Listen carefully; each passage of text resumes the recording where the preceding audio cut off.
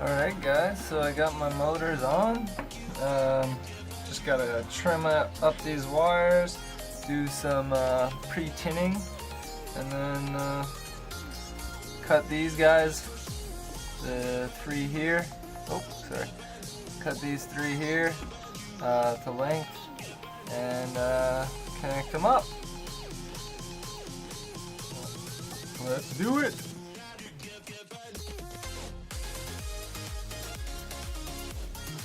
I got my wires stripped back to my motors here. I just got to pre-tin them, and I took my ESCs and peeled back some of. Jeez, I'm gonna get used to this camera. Peeled back some of the plastic here to desolder these three wires. I was going to cut them short like this, but it's not gonna really fly that well. It's just, this is gonna be a pain in the butt to put heat shrink on it. I didn't really think about that, so I'm deciding to desolder them.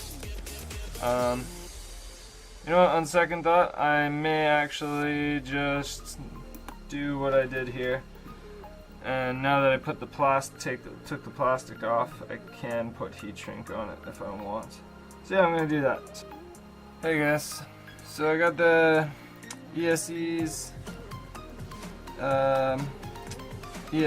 on here, wired up. I realize I'm not the best solderer. I'm out of practice. I may have damaged one of the boards, not 100% sure, just by soldering some of the wires nearby. I wanted to desolder these joints. Let's see here. I wanted to desolder here. Oh, come on, focus. Thank you.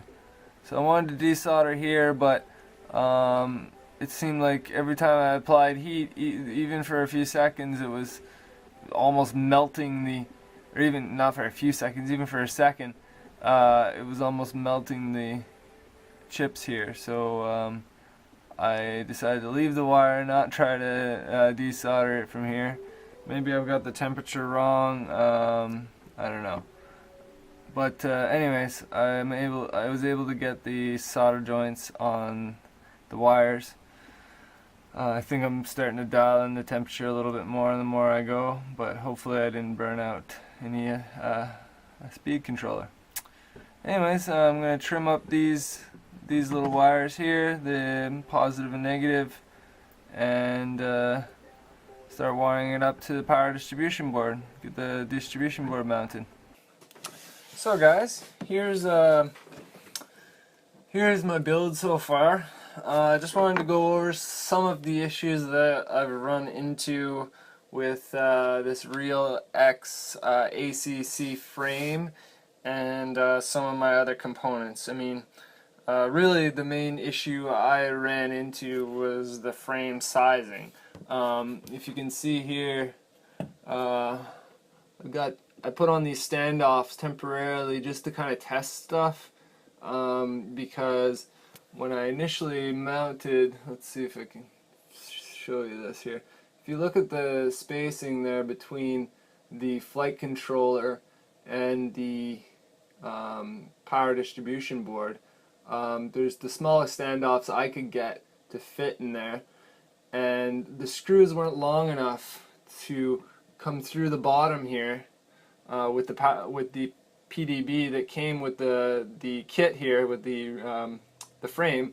The screws weren't long enough to go through the bottom, make it through the PDB, and then still have enough threads to put on a standoff. So to get around that, I ended up adding these standoffs here just temporarily.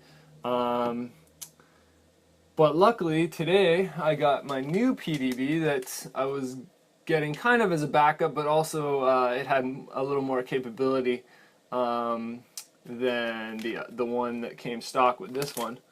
So I decided to upgrade to this PDB later in the future, I guess. But this one came off luckily with some nice long screws here. So I'm going to swap these screws out for the ones that came with this one. And probably still use the same PDB for now until I have a better reason to change it. Anyways, that's the issue I had so far with this, so I'm going to take this apart, the power distribution board, flight controller, and kind of compact it a little bit more so this works a little bit better for my build. Also probably get rid of all these extra wires. I only left them because I wasn't 100% sure what I needed and what I didn't initially. Right now I'm just running PWM for my transmitter communication. I would like to upgrade maybe to S-Bus or I-Bus. I'm not sure what's supported. I've just got this little guy, and by the looks of it, it's I-Bus supported, but I don't think my flight controller supports I-Bus. So anyways, there's all these little things I gotta figure out. Still learning about this wonderful hobby.